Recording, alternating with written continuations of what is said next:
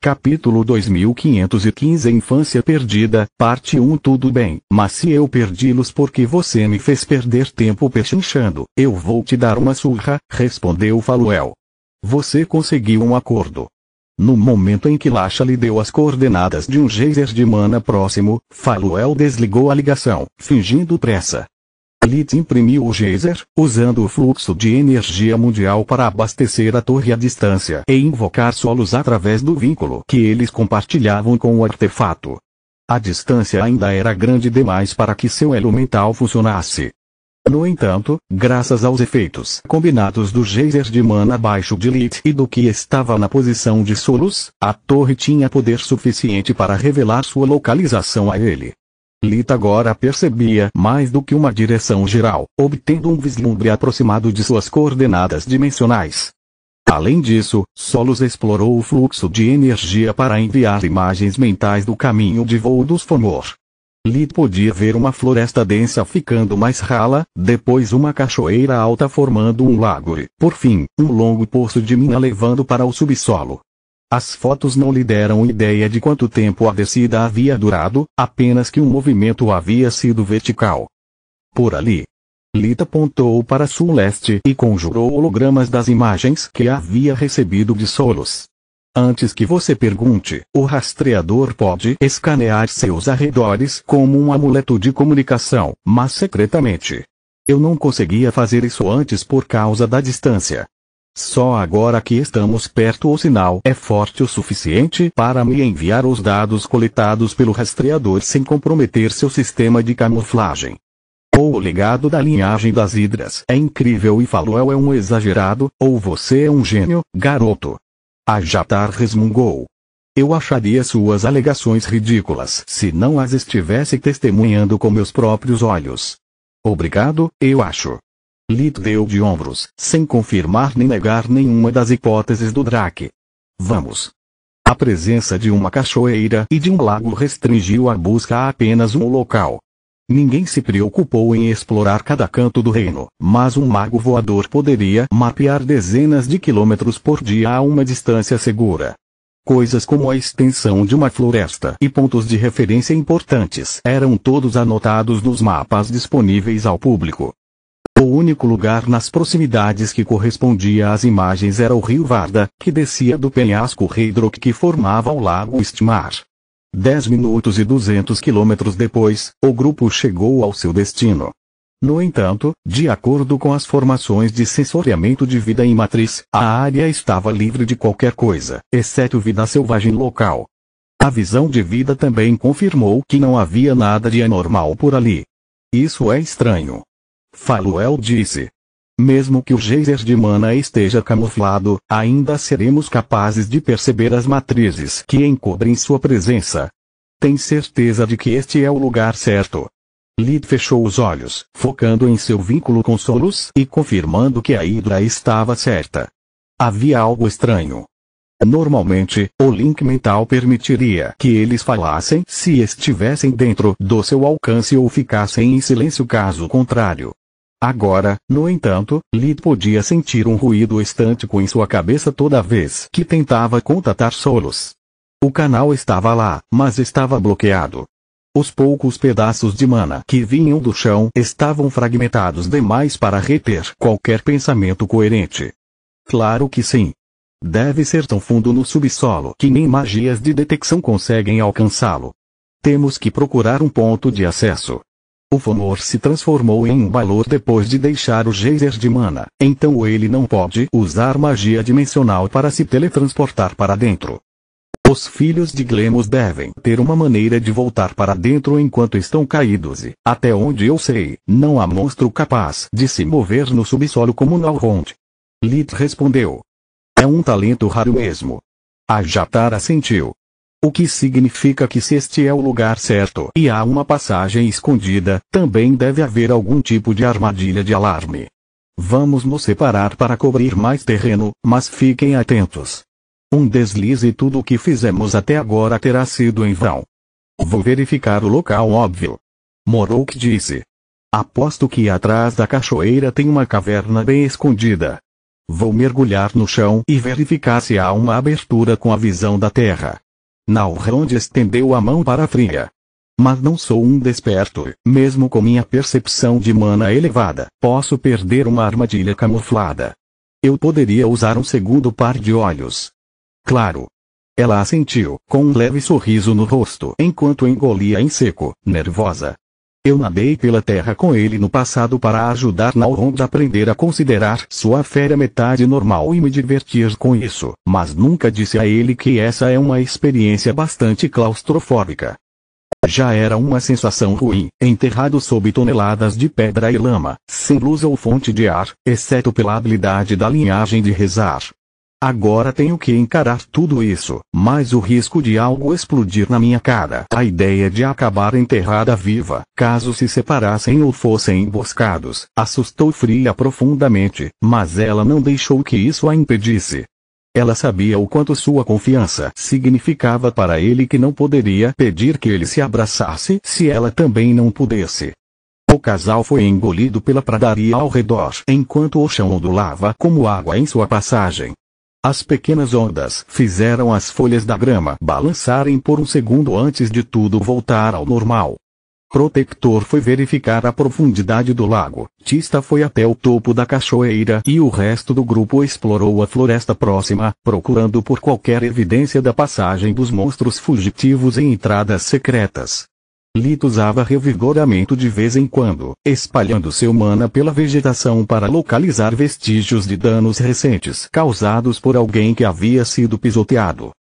Fazer suas pegadas desaparecerem é um movimento óbvio, mas acho que sou um dos poucos seres vivos paranoicos o suficiente para também restaurar a vegetação em meu rastro, ele pensou. Eu poderia conjurar meus demônios para explorar a área, mas se eu os soltar quando eles terminarem, pode não haver alma suficiente se uma luta começar. Se eu os mantiver, eles drenarão minha mana até que eu encontre uma maneira de usá-los.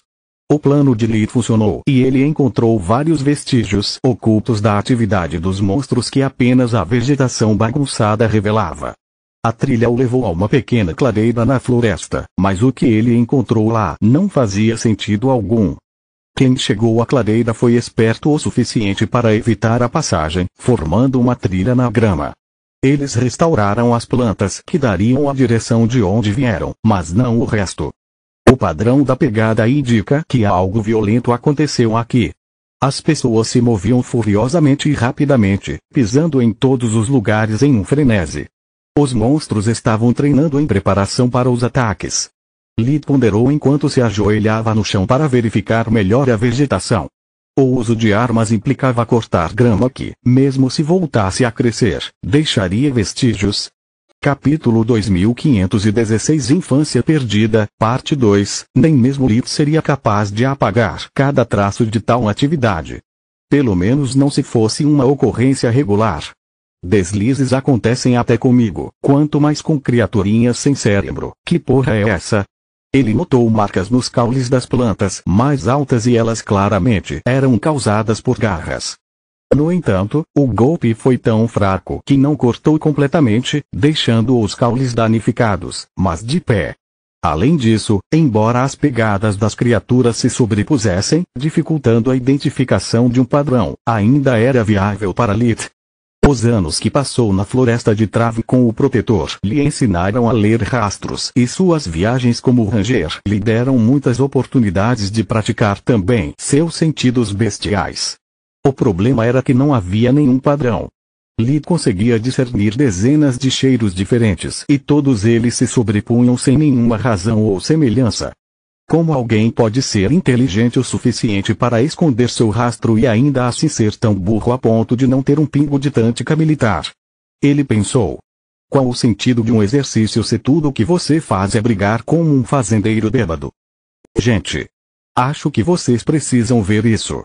A voz de Faluel saiu dos amuletos de comunicação do resto do grupo em um sussurro, para evitar gritar e potencialmente alertar sentinelas escondidas. Mantenha os olhos abertos quando vier aqui. Este é definitivamente o lugar certo. Amuletos também permitiam que o usuário compartilhasse sua localização, então Faluel agia como um farol que tornava fácil encontrá-la. Lee tirou o vaz de sua dimensão de bolso e pendurou-a em seu quadril, enquanto o vínculo de sangue de Quilla deslizava para frente e para trás em seus braços, pronto para interceptar um ataque inimigo. O tilintar das correntes de adamante foi abafado por um feitiço zunido que Orion imbuiu na arma, tornando-a perfeita para missões furtivas. Ele também adicionou um feitiço guarda total na versão mais recente para que Quilla pudesse usar vínculo de sangue como antenas que pudessem perceber qualquer coisa, exceto gosto e cheiro. Me foda de lado. Isso é. O queixo de Lee caiu no chão e o choque o fez esquecer o resto da frase enquanto a Hidra mostrava ao grupo que havia encontrado no oco de um grande carvalho. Cadeiras magus. Faluel completou para ele enquanto segurava as cordas amarradas em pequenas tábuas de madeira. Magus o quê? Lee deixou escapar surpreso, sem saber se ficava mais surpreso com os balanços rudimentares ou com o nome pretensioso. Fiz um paratista anos atrás e ninguém mais deveria saber sobre eles, exceto meus pais. E meus irmãos. E Aran e Leria quando fiz mais para eles. E cada um dos trabalhadores da fazenda do papai que, saber que Navon iria conhecer outra pessoa da terra o fez suspirar de alívio, mas ele ainda tinha muitas perguntas. Cadeiras magus. Tista ecoou. Eu contei a todos sobre os presentes que você me deu quando eu era criança e por muito tempo a cadeira de balanço tem sido um grande sucesso com os clientes de Ezequiel, apesar do seu nome decepcionante. Mogar tinha cadeiras de balanço de verdade, mas Lee tinha dado nomes aos balanços da mesma forma devido ao seu vocabulário limitado quando criança. Aqueles que ouviam sobre sua invenção sempre franziam as sobrancelhas até verem o balanço com os próprios olhos. Depois que você se tornou um magus, Ezequiel os renomeou para explorar sua fama e acabar com a confusão. Você está me dizendo que essas coisas são populares? Lee perguntou, obtendo um aceno de cabeça em resposta. Então por que eu não ouvi falar sobre isso? Quando foi a última vez que você foi a um parquinho? Perguntou o protector. Nunca, mas se o balanço, quer dizer, as cadeiras magus são um sucesso de vendas, eu deveria ter aprendido sobre elas pelos lucros. Lee respondeu.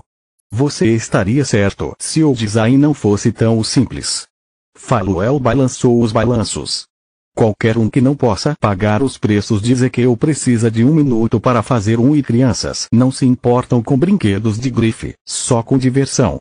Lito olhou para os galhos grossos da árvore onde o atrito constante com as cordas havia deixado marcas que nem mesmo a magia da luz conseguia apagar.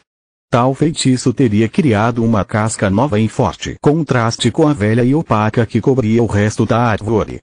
Foi assim que os encontrei. A Hidra apontou para as marcas de fricção. Assim que notei os rastros, procurei por algo suspeito. Não faz sentido trazê-los de um lado para o outro, já que as marcas já são uma pista. Qualquer pessoa que seja cuidadosa o suficiente para olhar cada cavidade da árvore certamente notará os danos nos galhos. É isso. Disse Lita antes de compartilhar com os outros suas próprias descobertas.